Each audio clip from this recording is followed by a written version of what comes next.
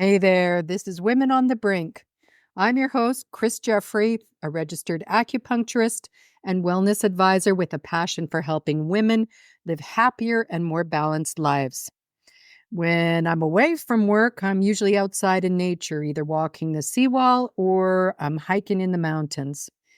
And like many of you, my life has been filled with moments of hardship, some that I thought I couldn't overcome and really left me questioning my own strength. But through these challenges, I discovered resilience, courage, and a renewed sense of purpose. So I'm here to share not just my journey, but the lessons I've learned, and to remind you that no matter what obstacles come your way, there's always a path forward. And just to let you know, this podcast is not prescriptive, it's an offering. So please take what resonates with you and leave the rest. Okay, before we dive in, when I was editing this interview, I realized that my voice in this episode sounds a little echoey. And I mean, maybe it's the acoustics or maybe it's the psilocybin kicked in and decided to give the audio a little extra dimension. Anyway, either way, consider it a part of the vibe because the conversation is a very solid one, even if the acoustics took a little creative liberty. Welcome back to Women on the Brink. So this is a space for all of us women who are feeling on the edge, whether it's the edge of burnout, the edge of clarity, or the edge of becoming something we can barely even imagine. And today's episode is going to be a powerful one. We're going to be talking about psilocybin, the medicine some know as magic mushrooms, or los niños if you're from Mexico. And we're going to delve into the heart of what this kind of healing can offer women who are stuck, stressed, or searching for a way back to themselves. And just let me say this up front. It's really essential that we approach the use of Indigenous psychedelic practices with a deep respect for the cultural and spiritual significance of these traditions. This isn't about tripping on shrooms, and this definitely isn't about getting high. We're talking about medicine today. And I can say firsthand that when it's held with care and reverence and respect, it can open doors to healing that we didn't know were possible. So on that note, I'm honored to be joined by Dana Harvey of Flourish Academy, who supports men and women through intentional psilocybin journeys and integration work. And we're going to talk about how this medicine interacts with the brain, especially the amygdala, the tiny part of us that holds so much fear and reactivity, and how it can soften the noise and reconnect us to our own inner wisdom. So Dana's own personal growth and healing journey revealed to her that even when you tick all the boxes of external success, inside you may still be stuck and suffering. So she embarked on a journey to find true happiness and fulfillment. And in the process, she left her corporate position as CCO and head of investor relations for one of the leading publicly traded psychedelic companies to follow her passion for serving people at a more heartfelt level. She's the founder of the Flourish Academy, as I mentioned, where she provides guidance, shares evidence-based knowledge, and cultivates supportive communities like the Flourish Academy Clubhouse and Vancouver Women in Psychedelics. So if you're curious, if you're cautious or quietly craving something different, here we go. Welcome, Dana, and thank you very much for being here today. Hi, Chris. It's a pleasure to be here. Awesome. So can you share a little bit about what brought you to this work? Yeah, sure. Well, let's say I'd had experimental use with psychedelics back in my youth, that I think many of us may have, but I had no idea back then about, like you were saying, like embracing the reverence and intentionality to use these as medicines for healing and for growth. That came in my later years after my 40s when I had had a couple of these experiences. Now, it wasn't like a big thing on my radar. What was really important to me at that time was actually furthering my career, which was a 3-decade-long career in communications for emerging technologies and new industries where the communications rules hadn't been written yet. And so as a result, I was recruited into what was seen as an emerging industry and a new technology, which we can definitely argue is Yeah. going back to like actually going back to our roots. But as it rose as this new industry, I was recruited in, as you said, to be CCO and head of investor relations, which was amazing for my career and also amazing for my knowledge to be able to learn and understand and study the background of psychedelics, the science of psychedelics, the business, the myths, the misperceptions, the truths, the indigenous history. And while I was doing this, I was also being supported through some therapeutic psilocybin use myself.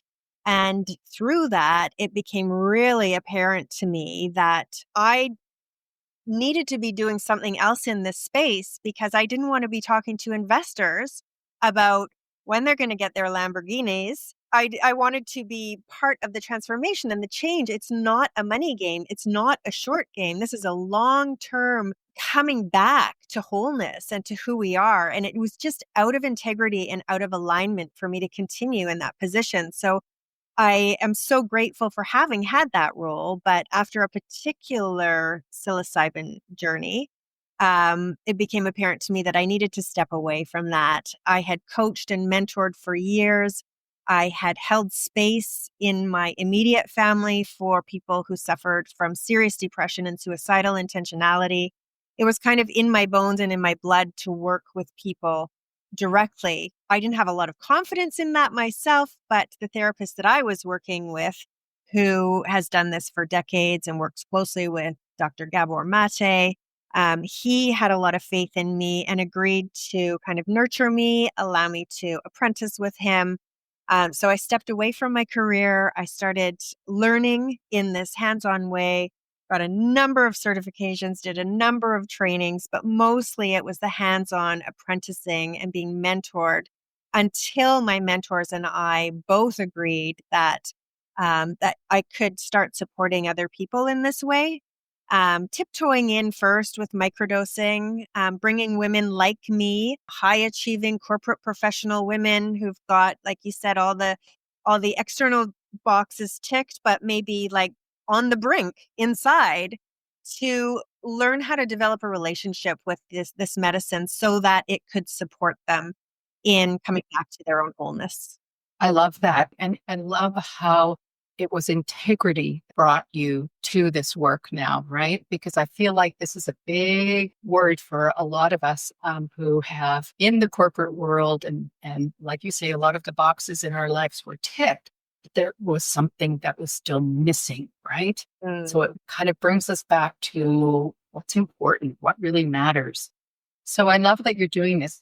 So how does this therapy differ from like more traditional, Western therapies, coaching and working with a counselor? Oh, that's a big question. It's a big question. I think, first of all, the first thing to talk about maybe is how it differs from our pharmaceutical model, because this is where so many people in our society end up, is on antidepressants, on anti-anxiety medication, or ADHD management medications, medications for PTSD. And if we look at the pharmaceutical model, which is so ingrained in us, and nothing has changed for over 50 years here, this is a model of popping a pill, suppressing your symptoms, and getting on with your day so that your symptoms aren't so elevated so you can actually function. But it does nothing to address the root causes. And so if you stop taking medications, guess what? The root causes are still there. That's right.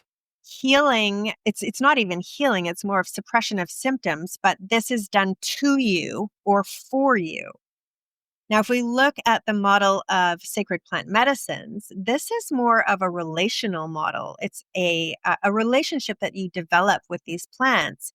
And in a reciprocal relationship where you also are doing your work, the plants will meet you where you're at and support you in your healing journey in some ways by bringing up what it is that you do need to clear or deal with or explore so that you can actually be healed, so that you can actually not have those symptoms anymore. You can see your life, the world in a whole different way. I love that. But, the thing is, what it brings to mind for me is sometimes people aren't ready to look at that. And so what I've said, just from my own experience with the medicine, is that you have to be you have to go into it with some courage because, like you said, the medicine is going to bring forward what it is that you need to learn about yourself.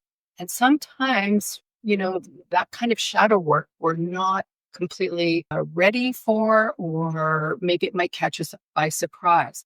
However, the one thing that I really wanted to focus on here was what it does to the brain that enables us to go there. Right. Yeah. And that's where we can look at kind of the difference between therapy and counseling versus this is that there is something going on neurobiologically in your brain that allows you to go to these root causes in a very different way and to repattern yourself and to have a new perception.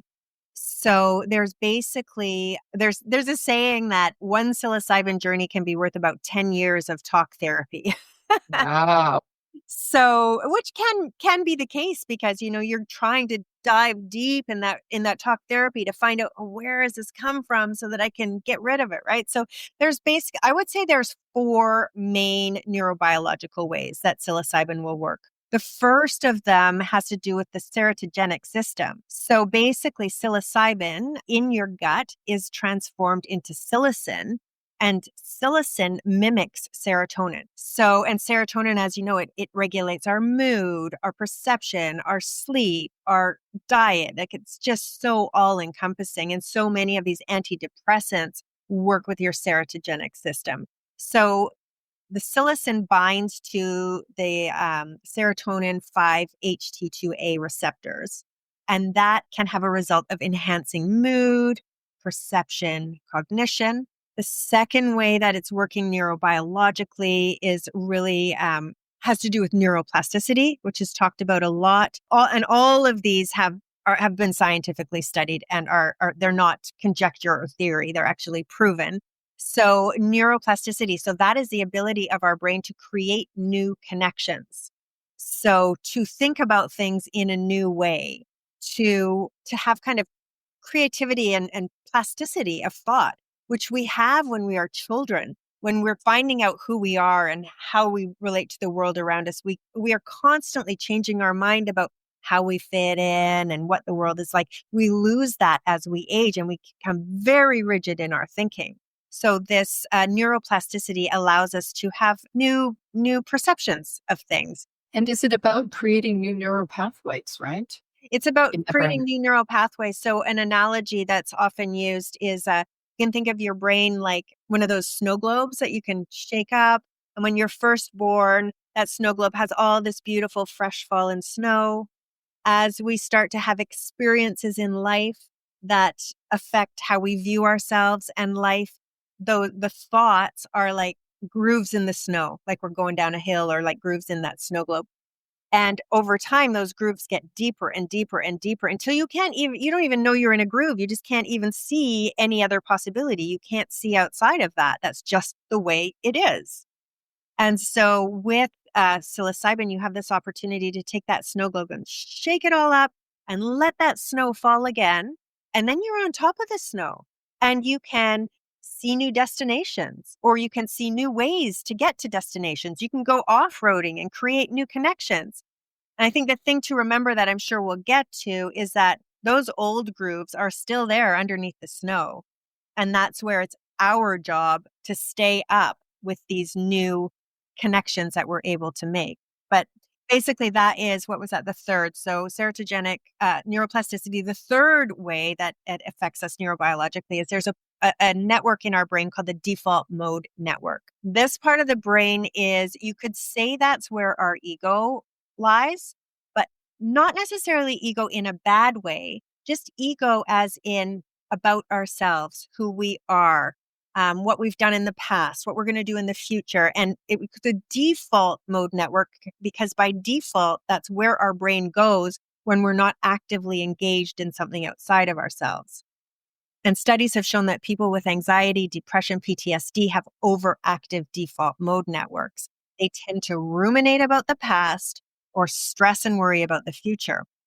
So with psilocybin, it allows this default mode network to quiet right down, sometimes even go completely offline. And so what happens is it's like we're turning down that volume on that inner narrator of who we are and about the past and the future and stuff. So we can hear a deeper truth. And sometimes that default mode network, when it comes back online, it's completely reconfigured. And again, we have a new perception of ourselves, our relationships, the world around us.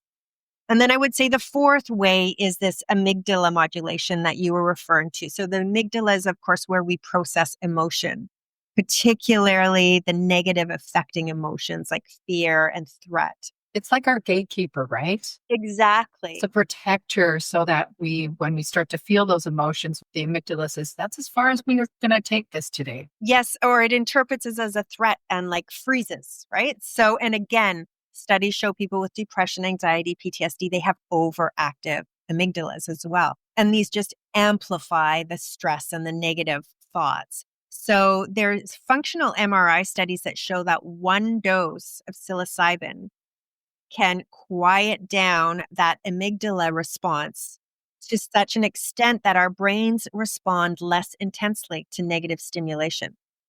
So our emotional reactivity decreases and our emotional regulation and our mood increases.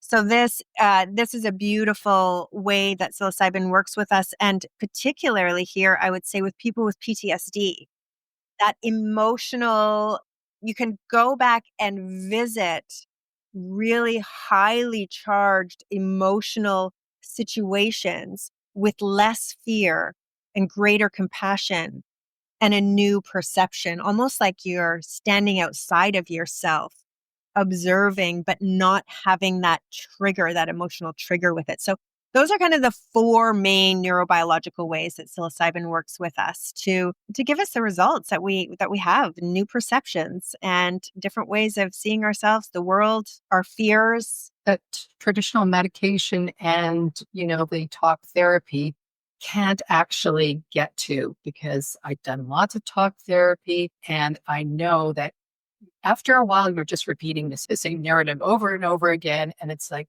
well, I'm not getting deep enough. I feel like this medicine helps to get you deeper. 100%. So how does a person know, or how do you know when a person's ready to embark on a journey? The first way that I know a person is ready, the starting point is that they know they're ready. And basically, what I have found is people are called to the Yeah. medicine. So there's something like maybe they read something once, but it's stuck and they've always been kind of playing around with it. It's like, always, I wonder if that might work. And then something else shows up in their life that kind of points them in that direction. It's kind of like a series of coincidences or synergies that get them to a point where they're like, I think I want to do this. Completely. Yeah. So it's funny, like for me, I'm a psychedelics educator, because the only way to bring this to people's attention is through education. It's not like there's a sales cycle or that you can tell somebody, I think this would be good for you. They need to feel that internally. If you're trying to get somebody else to do psilocybin therapy, it's probably not going to work very well for them because they're not internally called to the medicine. So absolutely.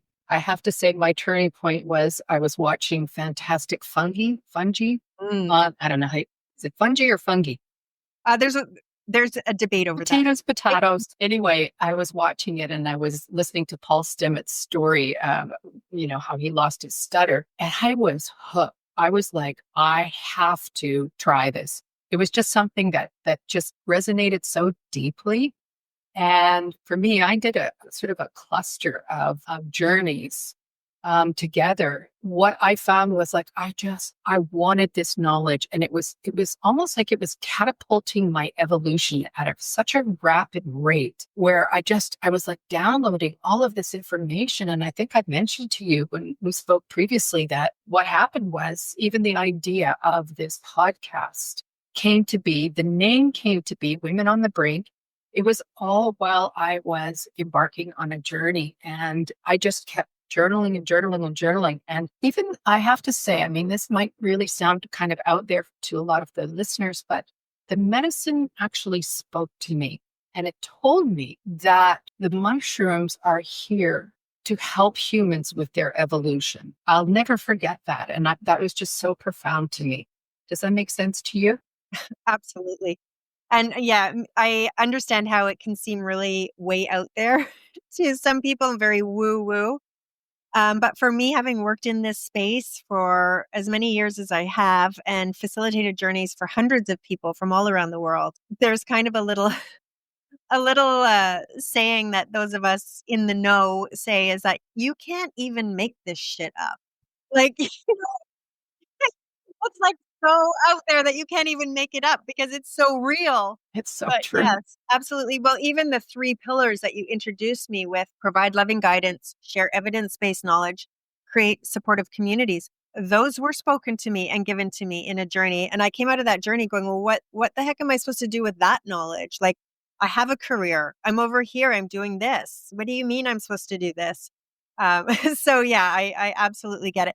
And just a little caveat for those people who are hearing these stories and these big transformations that Chris and I have had that have changed our trajectory. Some people get scared that they're like, oh my God, does that mean if I take psilocybin, I'm going to quit my job? I'm going to leave my spouse. I'm going to go like on some kind of a self-healing journey. Like, no, this is how the mushrooms spoke to us in our journey. But this is not like everyone who does this ends up leaving their job and doing. Yes. It doesn't have to be so dramatic, right?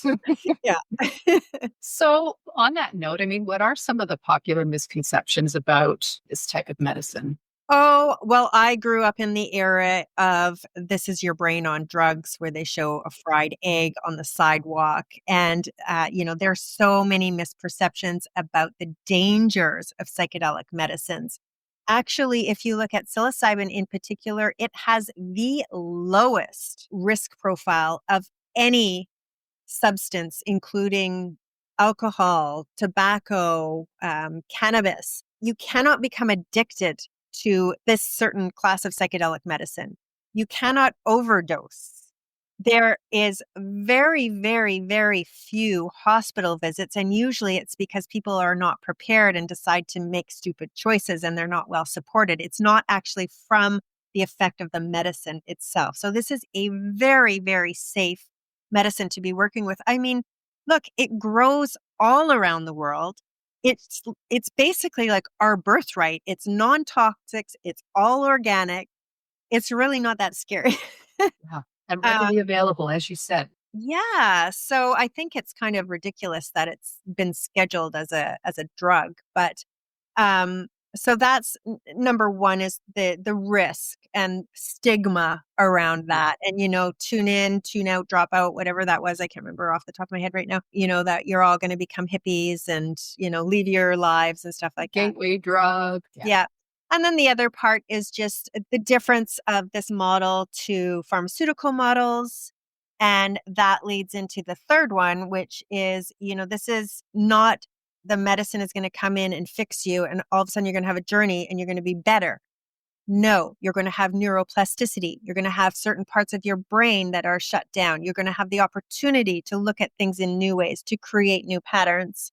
Very, very rarely, and Paul Stamets with his stutter disappearing is one example of when there's just instantaneous healing of that kind. Generally, using psychedelics in the large dose particularly is a 3-step process that includes preparation and then the experience itself and then integration. So, can you walk us through that? Yeah.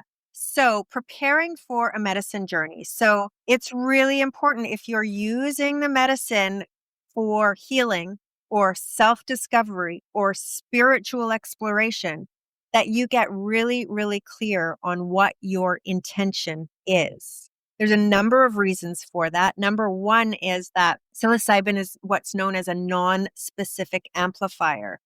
So it will amplify whatever is in the forefront or in your subconscious that needs to be brought to light. And so with intention, not only can you give the medicine some direction, but you can also give yourself some direction during the journey. Like, okay, I'm getting all these visuals and hallucinations. And what does it mean? And what am I exploring? Oh, right. I wanted to explore this. Let's get us back on track. Now, intentions are a critical point to develop for this kind of therapeutic use, and they need to be held rather loosely because actually, when you get into the experience, what we found is the mushrooms are going to give you what you need, not necessarily what you want. Yeah. Intentionality helps to prepare you and to give them some direction. The other thing is it's really important to have a calm nervous system and to know how to regulate your nervous system when you go into this journey. The more you can create this calm nervous system, it's a fertile opportunity for the psilocybin to work with you. If you're really anxious about it, if you're really stressed, if you're really nervous, it's more likely that you will resist the psilocybin, and that could turn into a challenging journey. But isn't that also the reason why you should have a good facilitator with you? Absolutely. And I would say that, that facilitator should likely be involved in your preparation and your integration afterwards as well. So it's a really big reason why to have support that you can really trust. The other thing is you really need to, in the experience, you need to be able to trust, surrender, let go. That's how the psilocybin will work with you. So if you are not in an environment and in a state of mind and in a support where you can actually feel free to do that, it's far less likely that you will have an insightful or therapeutic or transformative journey. And on the flip side, you may run into some challenging situations. So that's the preparation step.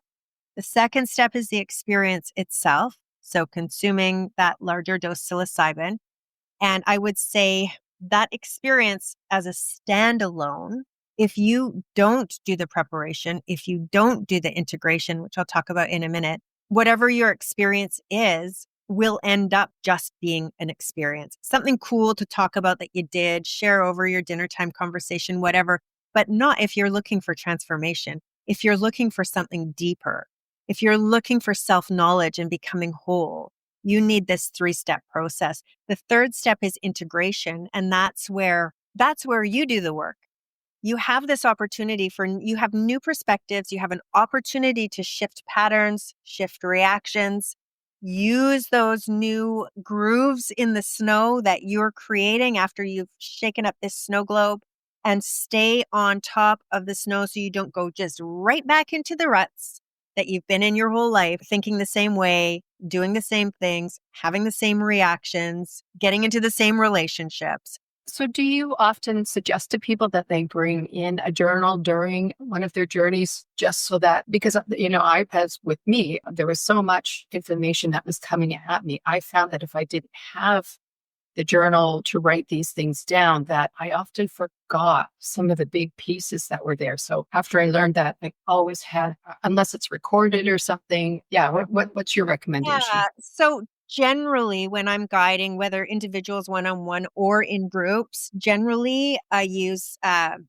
approach that is very guided by curated music. Which again, clinical studies have shown that it is a really important part of guided journeys. And eye shades. And I encourage participants to really just go inside and experience what's going on. Don't be afraid of losing a memory, because if it's important, you're going to remember, maybe not the detail, but you will remember the message.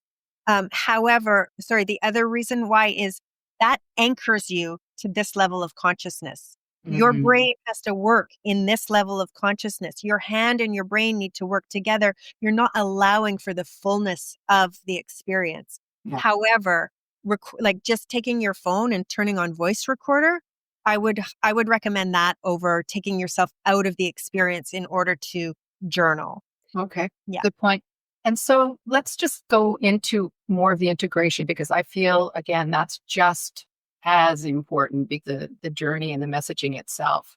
Yes, absolutely. So yeah, there's a fellow called Jack Cornfield. He is a Buddhist meditation teacher and author of a book by the same name, which is After the Ecstasy, There's the Laundry. So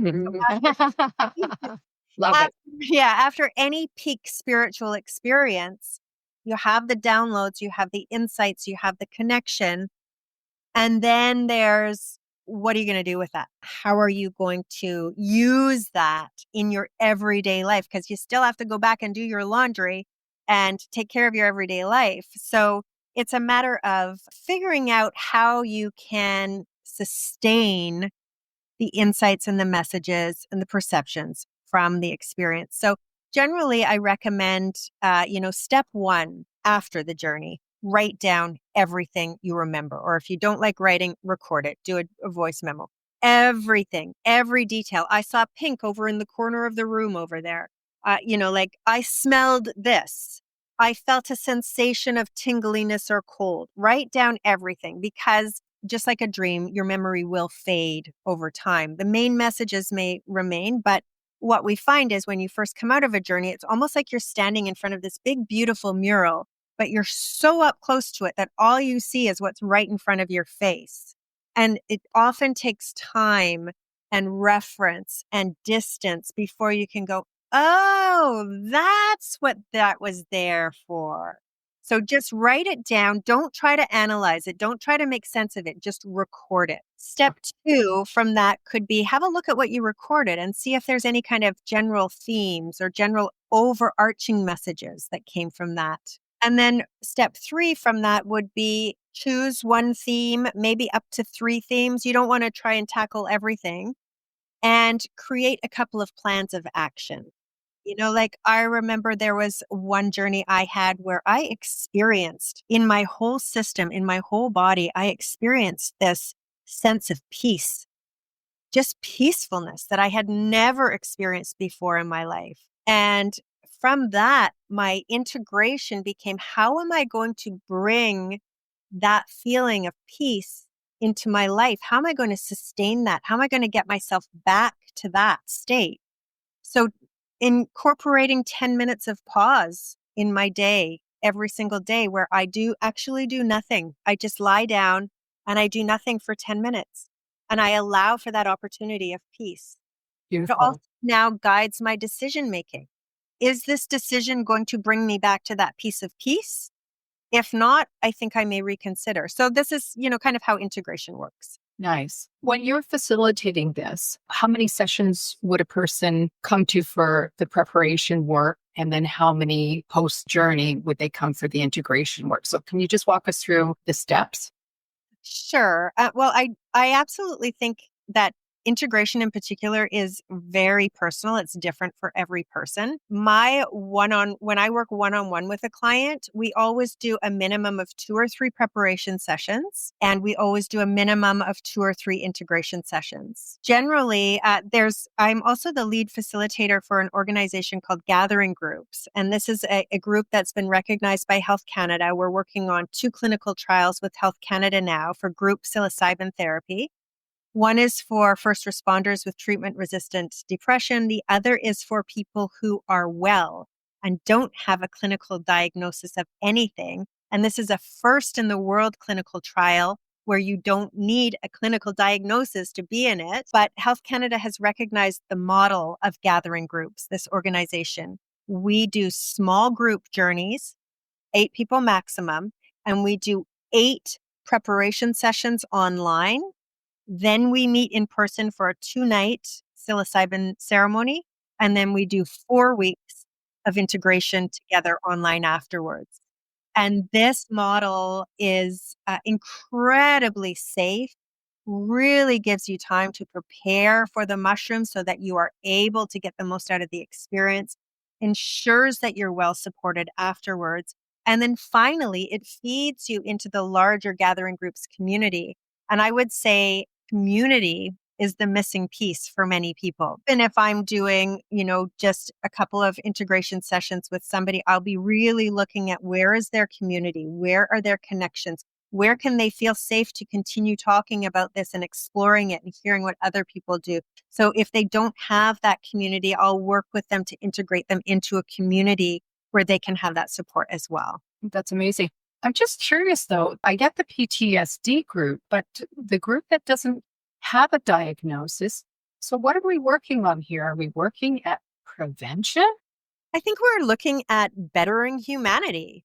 Wow, this is very broad thinking Yeah, for I mean, I don't think that you need to be sick or look for trauma in your life and have something like a like need diagnosis. Yeah. to explore and develop a relationship with psilocybin. It helps us expand our consciousness. It helps us Yes.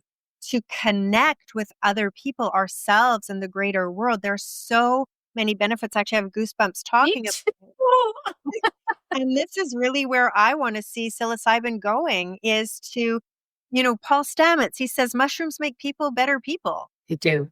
Yeah. So let's just be better people and be a better world. Oh And my so I'm super gosh. excited that Health Canada is on board with this. I'm so amazed. And I think probably Health Canada has people like you and Gabor Mate to thank for that. Oh, it's very refreshing. I'm really excited about that.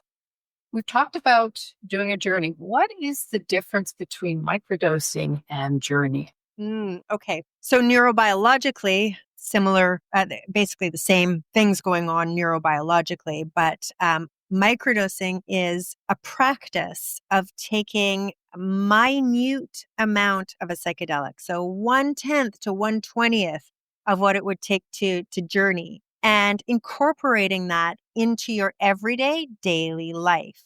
The amount is so small that you can still go to work, play with your kids, drive a car, like everything in your regular life can continue to go on. And this happens almost in the background of your everyday life at a cellular level, where these benefits kind of slowly incorporate into your life. We call microdosing slow medicine.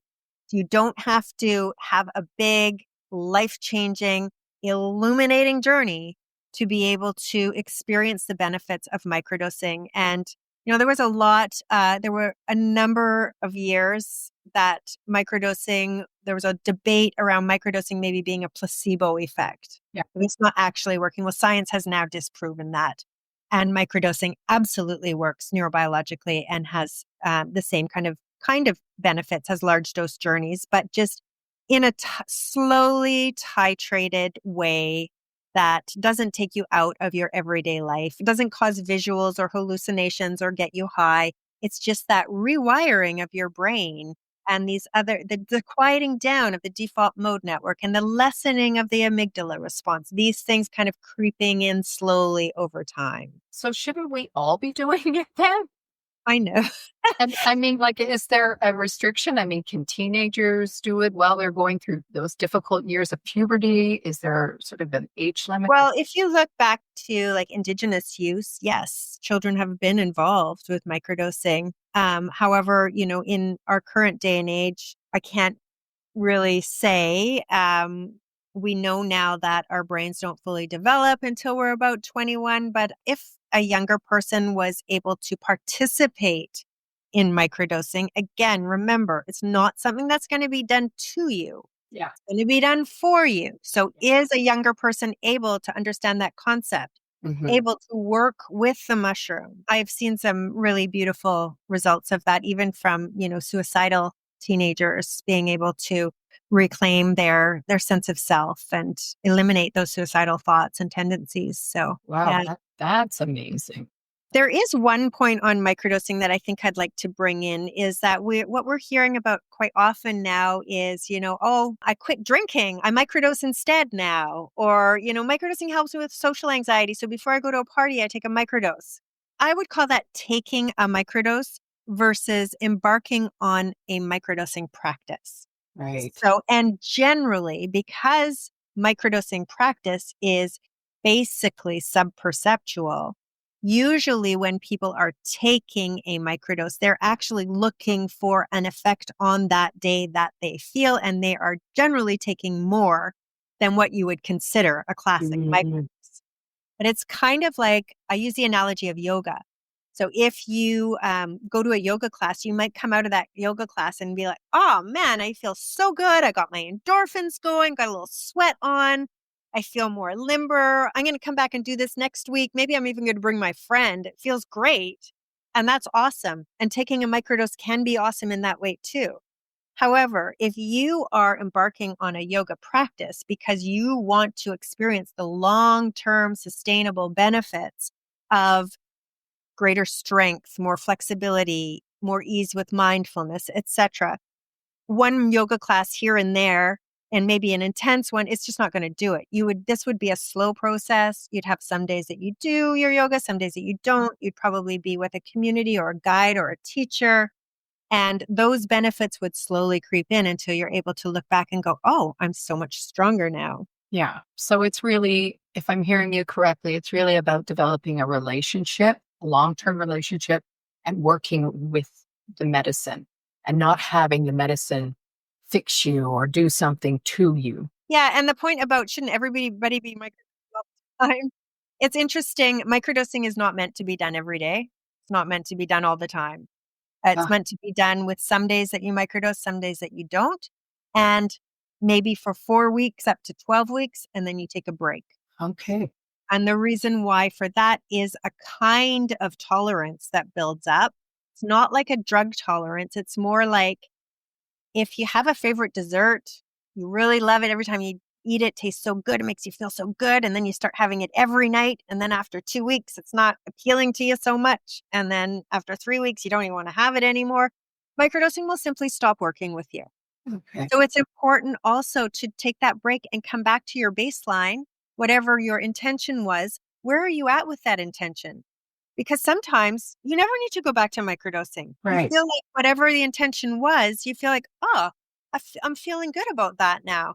So why take anything if you don't need to? So, how would you respond to women who are curious or intrigued, but they feel afraid or it's just too out there for them? Yeah, jump on my website, schedule a discovery call, and let's have a chat. Because if you're feeling like it's too big, it's too scary for you, you definitely need to have some support in that area.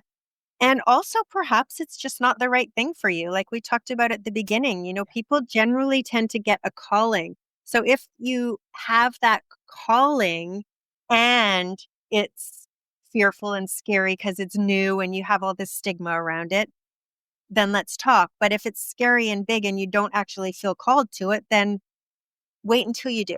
Yeah, leave it for now. Yeah. So, in closing here today, what has this work taught you about the nature of healing? Hmm. Well, I think that when we are born, we are complete and whole. And as we experience life, we become fragmented, we become stuck in thought patterns. And to me, healing is just coming back to our wholeness. And this is something that these sacred plant medicines can help us with so much. Absolutely. And nicely said. So, how can people find you if they want to book something with you or find out more information? Sure. So my organization is the Flourish Academy, and the website is theflourishacademy.org. You can find out pretty much everything you need there. I'm on Facebook, Instagram, and LinkedIn with the Flourish Academy, and also Dana_LJ_Harvey. So Dana_LJ_Harvey, Dana Harvey. And my discovery calls, 30-minute discovery calls are free. So I love talking about this stuff. There's no risk. We can talk about your particular situation and what kind of options might be available. I work not only with psilocybin, I work with other medicines as well, both microdosing, large doses. I work individually and in groups. And I'm also a sound healer and sound ceremonialist. So I bring a lot of frequency healing into the work that I do as well. Awesome. So, thank you so much for joining us here today on Women in the Brink. I think you've given people a lot to think about during this episode. So, thank you, Dana, so much for being here and for your time. Really appreciate it. Thanks so much for your curiosity and for your offer to bring me on. I think, those of us who have experienced transformations in our lives, I almost feel like it's almost our duty to be talking about it, so that we can be part of the solution of breaking down the stigma and exposing people to this opportunity and the potential. Yeah, and that there are other ways of dealing with things. I think a lot of this is about having a willingness to explore and to listen inward and follow the thread of your own curiosity and see where it leads. Because as we all know, healing doesn't always arrive in straight lines or clear steps. Sometimes it starts with simply allowing yourself to ask new questions.